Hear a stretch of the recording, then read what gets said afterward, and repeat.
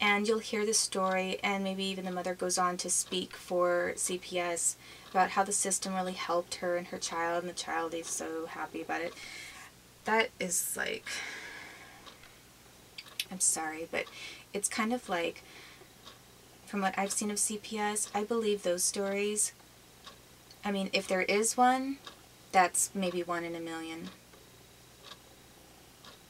And really, if there are very many of those stories, I tend to think that it's kind of the same thing as a pastor saying, "In the name of Jesus," and, you know, people are falling over backwards, and some people maybe 1 in a million, if you are really falling over backwards because something really did hit them and nobody knows what it is, and it's really weird. And then other people are like actors. They're like paid actors for the church.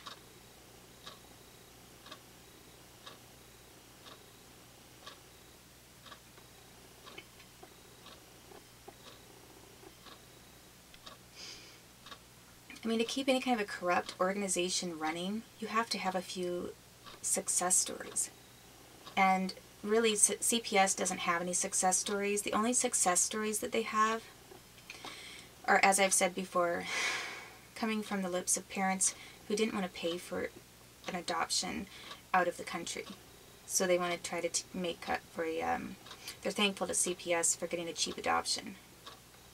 It's the cheapest way to get a kid. So in case you didn't know, the rest of the people are not, or I mean the rest, aside from that kind of success, that would be the only success story from a perspective of someone who feels that it's a success that I could think of. Because there are no other kinds of success stories, and I think that any kind of story that is called a success when it relies upon the exploitation of the vulnerabilities of somebody who's down on their luck for some reason, I don't think that's a success story. I think that's a human trafficking story. How much did you get your kid for? How about, you know, we just like start putting Cabbage Patch doll faces all around the CPS offices with real kids' names and birth dates and social security numbers. And let's play a little Cabbage Patch game and match them up.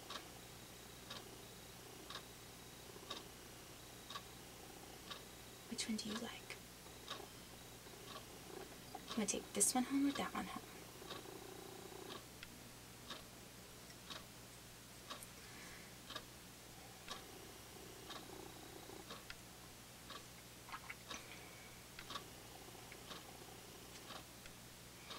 CPS needs to be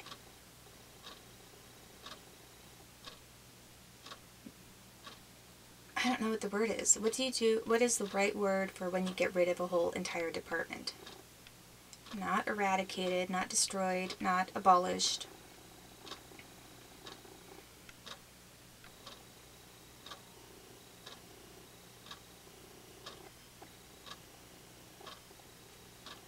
Anyway, the right word isn't coming to my mind, but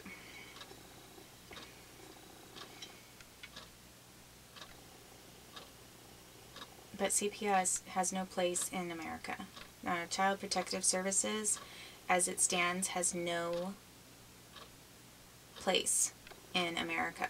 It is not American. CPS is one of the most anti-American organizations that the American government funds.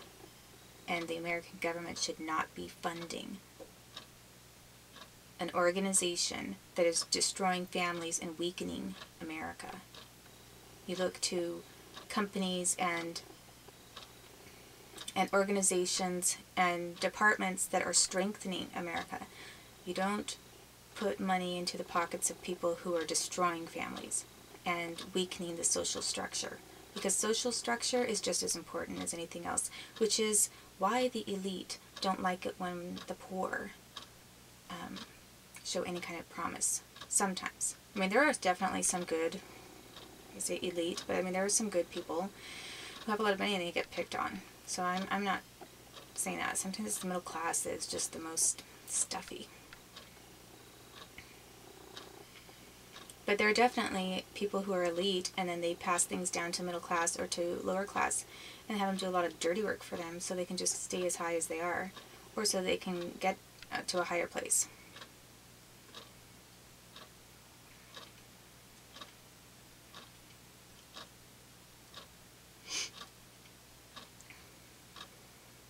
And, you know, I don't believe in, I'm not communist. I'm not saying that. I'm not saying distribute, you know, everybody gets $50 a day. Make the most of it.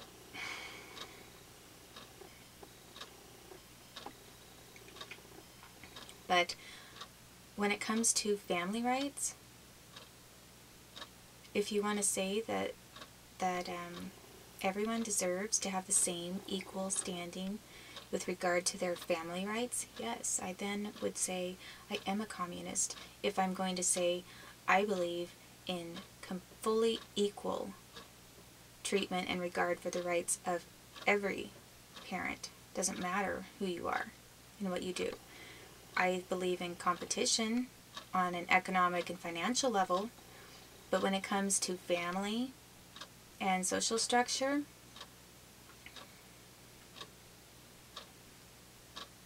children are not part of the meat market. And when the government makes them into a commodity, it's a shame. It's the shame of the country that continues to fund that.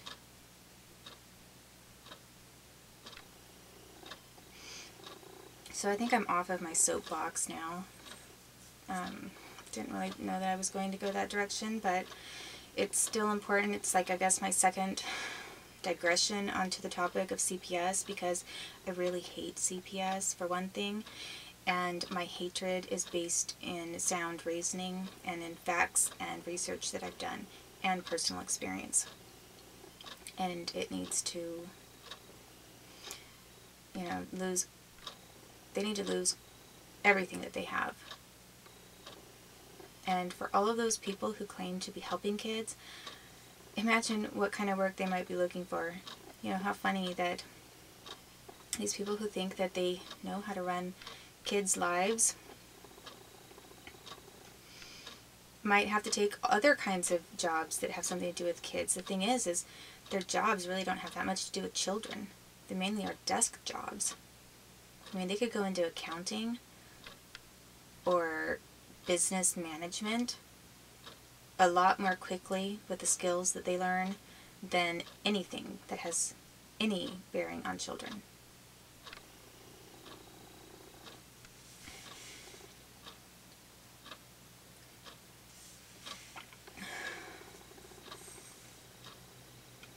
So after I had this psychological evaluation that had that I never should have consented to have, after they had already ruined my timeline, not kept any of their promises, and were just furthering trying to increase the legitimacy and the look and the appearance of an actual case. I never should have even given it the it's sort of like somebody defames you in a newspaper article, but it's like it's so obviously defamation. It's not really going to harm you, and you really don't need to even address it because you don't want to even validate what they've said about you. And you know, most people don't even believe it's true. It's sort of like that. I never should have validated CPS by running through any of their hoops. And the thing is the only reason I did is because not everyone knew that it was a sham and fraud. And so I wasn't doing it for CPS because I knew that they knew. I was doing it for the few people that I thought, well, maybe they don't know, so I can prove that there's nothing wrong with me by going ahead and doing this psychological evaluation, and then I can show this to everyone else outside of CPS, and maybe I can strengthen my case and have my son returned to me, or be able to prove what they've done to begin with was wrong. But instead of having this illusory idea that somebody on the outside really didn't know what was going on and just didn't believe me and might be able to help me down the road, in my situation, I probably never should have given CPS any credit at all. They basically blackmailed me into cooperating with them by holding my son hostage. They kidnapped my son when they did not have jurisdiction. And then they held my son hostage under the auspices of government authority. As long as they held my son hostage and forced me to see his trauma, they knew that I wasn't going to go anywhere. Because they knew I loved my son. It was their only way. You know, when they were obstructing my freedom of movement for such a long time and I was trying to leave this country, the only way to keep me in the country was to hold my son hostage. And to tell me the only way you can ever get your son back is if you do what we say. Well, I did everything that they said and they terminated my parental rights anyway.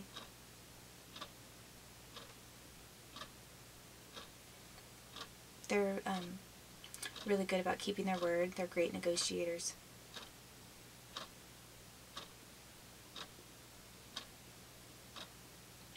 It's basically like,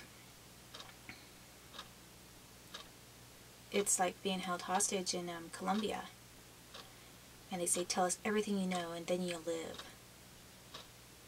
So you think, well, my only option is to tell them everything I know.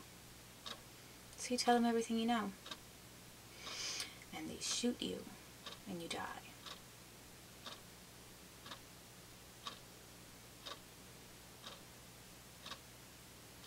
As soon as you tell them everything you know, thanks. They don't want you around. You knew too much.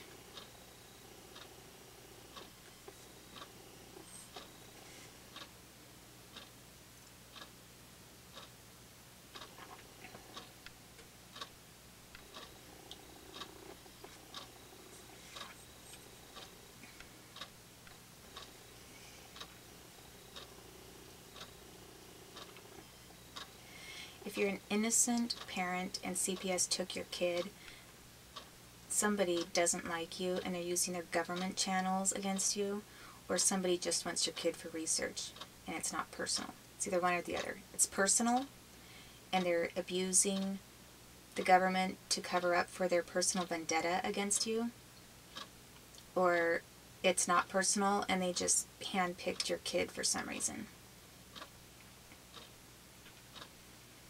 And in a situation where you are innocent, the very first time that you see someone from CPS not doing what they said they'd do, or looking like they're backing out or trying to break your bond with your child, or doing something against the natural rights between a parent and a child, I think at that point, it doesn't matter what your public defender says. You should not be cooperating with them any longer because they're not cooperating with the law and with the Constitution. So as long as you continue cooperating with their violation of Constitution and constitutional rights and the Bill of Rights, as long as you agree to let them take you through this hell, they will take you through hell and hope that you come out on the other side looking like a burnt, crisped up piece of toast.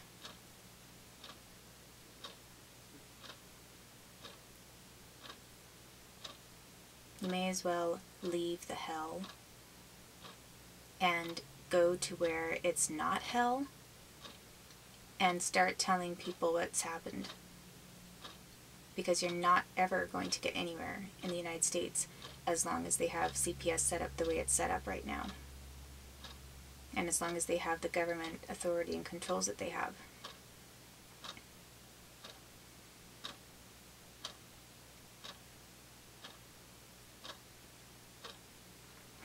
And if they're already breaking their agreements in trying to keep your bond and your attachment, parental attachment together, any threat of abandonment is just an attempt to force you to stay in this country.